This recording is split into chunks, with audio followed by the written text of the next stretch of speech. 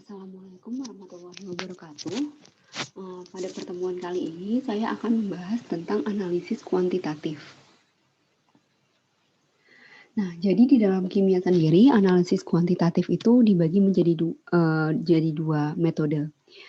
Nah, analisis kuantitatif sendiri adalah proses analisis yang digunakan untuk mengetahui jumlah-jumlah suatu zat penyusun dalam suatu senyawa. Nah, metode-metode dalam analisis kuantitatif itu yang pertama adalah gravimetri, yang kedua adalah titrimetri. Gravimetri sendiri adalah analisis kuantitatif yang didasarkan pada pengukuran berat, sementara pada titrimetri pengukurannya berdasarkan volume. Nah, yang pertama kita bahas dulu analisis gravimetri. Jadi ini adalah salah satu metode analisis kuantitatif yang didasarkan pada pengukuran berat suatu sampel yang melibatkan pembentukan, isolasi, dan pengukuran berat dari suatu endapan.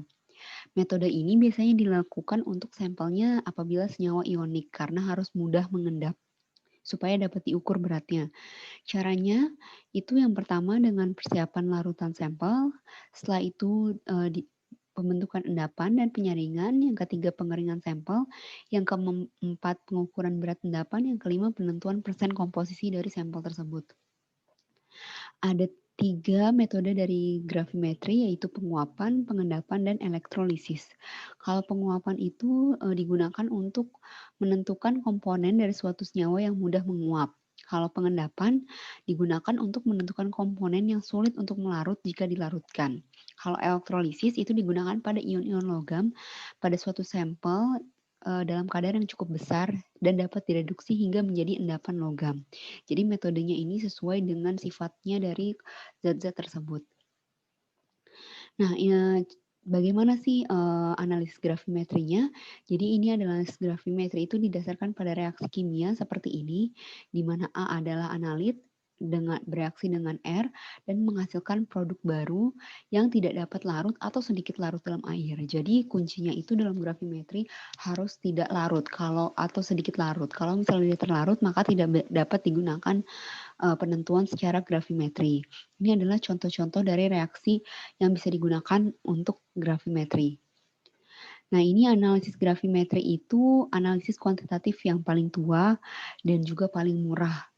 Nah, namun dia memiliki kekurangan karena analisis ini memerlukan waktu yang cukup lama dan hanya dapat digunakan untuk kadar komponen yang cukup besar. Jadi di sini kan sebenarnya analisis kuantitatif untuk menentukan kadar suatu zat dalam suatu sampel. Jadi kalau misalnya kadarnya itu terlalu sedikit, maka akan sulit menggunakan analisis gravimetri. Karena nanti pasti kan misalnya didapatkan endapannya sedikit, maka kadarnya pun akan lebih sedikit lagi dan biasanya kalau kadarnya semakin sedikit, pengukurannya pun tidak akurat. Nah, sumber-sumber kesalahan analisis gravimetri adalah yang pertama tadi kadar terlalu rendah, kedua sampelnya udah tercemar dengan zat pengotor, ketiga kurang sempurna dalam melarutkan, keempat pengeringannya juga belum tepat jadi masih ada air, kelima pengendapan belum sempurna, dan keenam perhitungannya juga tidak tepat. Nah, ini adalah cara contoh perhitungan analisis gravimetri. Nah, di sini ditanyakan berapa persen dari Cl yang ada pada sampel tersebut. Jadi ada 0,5662 gram sampel, jadi terbentuk 1,0882 gram sampel AgCl.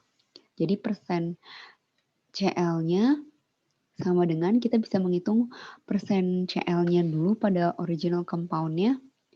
Ini yang di sini berarti bisa dengan cara massa Cl per 0,566 gram sampel kali 100%. Jadi di sini kita bisa menghitung persen Cl-nya dulu, 35,45 bagi 143,4 kali 100% didapatkan 24,72%. Kemudian kita bisa menghitung Cl dalam 1,0882 gram AgCl. Tinggal tadi 24,7% dikali 1,008 didapatkan 0,2690. Nah, karena pada sampel yang utama itu mengandung Cl juga, maka kita bisa menghitung persen Cl 0,2690 yang ini dibagi 0,5662 yang ini kali 100% dan didapatkan hasilnya 47,51%. Nah, selanjutnya adalah titrimetri atau volumetri, di mana analisis dari titrimetri ini dilakukan dengan penentuan volume dengan cara titrasi. Jadi kita menentukan suatu kadar zat dalam suatu sampel dengan mengetahui volumenya. Nah, di mana dalam titrimetri sendiri atau volumetri itu dikenal ada dikenal yang namanya larutan standar. Jadi larutan standar itu adalah larutan yang telah diketahui konsentrasinya secara tepat. Jadi inilah yang digunakan untuk mengukur larutan sampel yang akan kita gunakan, yang kita ukur. Jadi yang larutan standar itu ada dua, standar primer dan sekunder. Kalau pertama, standar primer itu sifatnya tidak higroskopis, kemudian tersedia dalam bentuk murni dan stabil.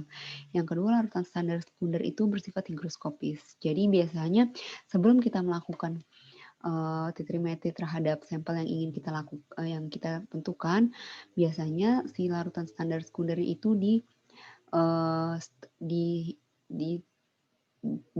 dihitung terlebih dahulu dengan larutan standar primer. Ditentukan dulu volume kadarnya dengan tepat. Nah, nanti dalam titrasi itu akan dikenal istilah sebagai berikut, yaitu ada titik ekivalen dan titik titrasi, titik akhir.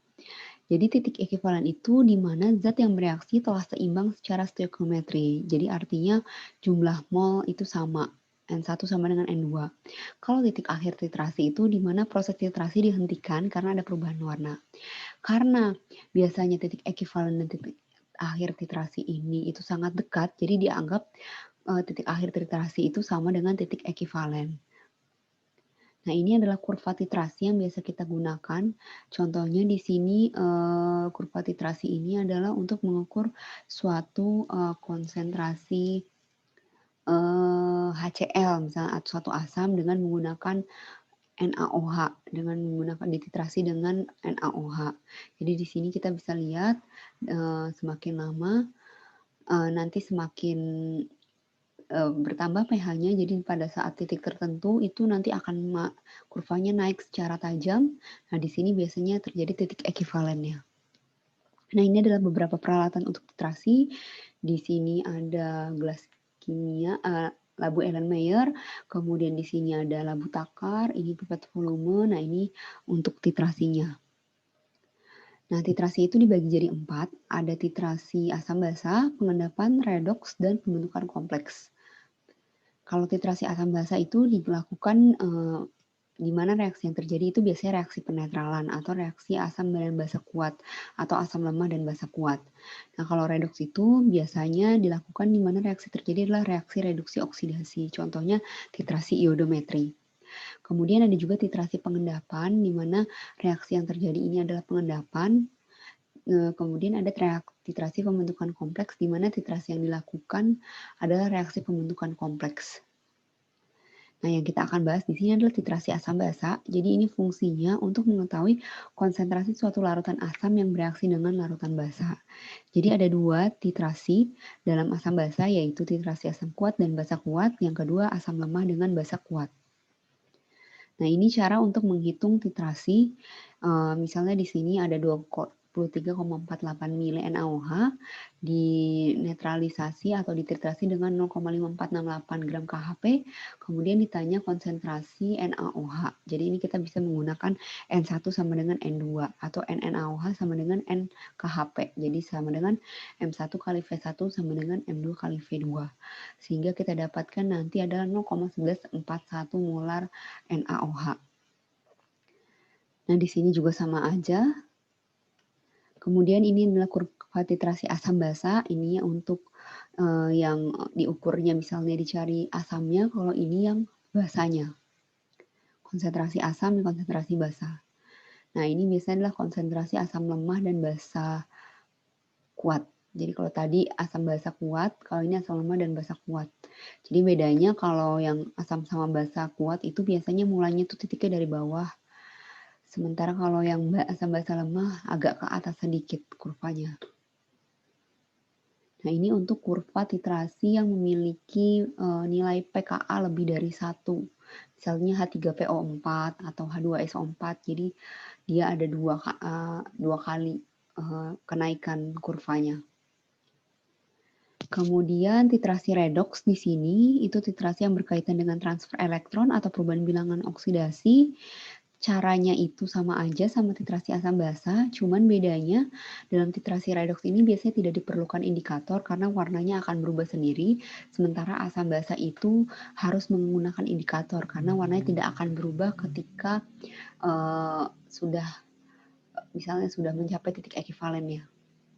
Nah, perhitungannya juga sama saja, titrasi redoks sama titrasi asam basa, cuman bedanya kalau titrasi redoks tentunya harus disetarakan terlebih dahulu reaksi redoksnya. Tapi untuk perhitungannya sama aja, M1 kali V1 sama dengan M2 kali V2. Sampai di situ dulu pertemuan kita hari ini, materi kita hari ini. Wassalamualaikum warahmatullahi wabarakatuh.